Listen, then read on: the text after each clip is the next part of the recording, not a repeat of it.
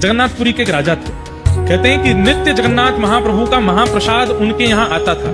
ध्यान से सुनना, महाप्रसाद आता था और राजा जगन्नाथ जी से इतना प्रेम करते थे कि प्रेम से महाप्रसाद आते ही पहले दंडवत प्रणाम करते थे प्रसाद को और फिर उसको स्वीकार करते थे। चैतन्य महाप्रभु कहते हैं महाप्रसादे गोविंदे, जगन्नाथ महाप्रभु का जो भात प्रसाद है उसका एक एक दिन का जगन्नाथ जी का स्वरूप।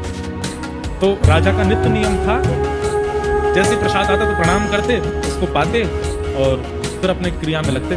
लेकिन आज वो अपने एक मित्र के साथ में चौसर खेल रहे थे और चौसर में ऐसी बाजी चल रही थी कि अब अगली बाजी में पता चल जाएगा कि राजा हार रहा है कि जीत रहा है। तो राजा को तो अपनी जीत प्यारी, पासा मल रहे थे। उसी समय महाप्रसाद आया। जैसे ही महाप्रसाद आया तो पंडित जी रोज आते महाप्रसाद लेकर के, राजन जगन्नाथ महाप्रभु का महाप्रसाद आया। तो राजा इतना ज्यादा ध्यान लगा करके खेल रहा था, उसने एक हाथ में पासा लिया, महाप्रसाद को प्रणाम किया और फिर रुकिए अभी लेता हूं, और फिर से पासा खेलने लगे।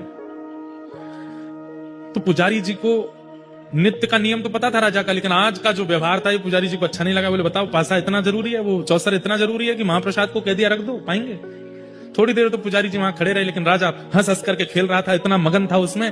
पुजारी जी प्रसाद वापस ले गए अपने साथ।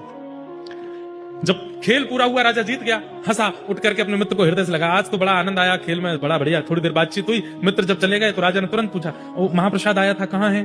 तो सैनिकों ने बताया, पंडित जी खड़े रहे थोड़ी देर, पता नहीं, फिर ले गए अपने साथ।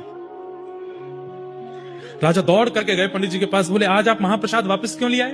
तो पंडित जी की आंखें लाल पड़ी थी, बोले कि राजन ये महाप्रसाद कोई अन्न नहीं है, कोई दाल भात नहीं है, कोई सामग्री नहीं है, साक्षात जगन्नाथ जी हैं। और जगन्नाथ जी किसी के द्वार पर आते हैं और जिसके द्वार पर गए वो दूसरे कार्य में व्यस्त है। जगन्नाथ जी किसी के यहाँ ऐसे खड़े होकर के प्रतीक्षा नहीं करेंगे। तो सब ब्राह्मणों से पूछे, अगर कोई व्यक्ति द्वार पर खड़े ठाकुर जी का अपमान कर दे, अपना नाम नहीं लिया, ये राजा का विवेक देखो, अपना नाम बोलूंगा तो ये लोग अच्छा अच्छा बात बताएंगे, अपने लिए ना पूछ करके किसी अन्य के लिए पूछता।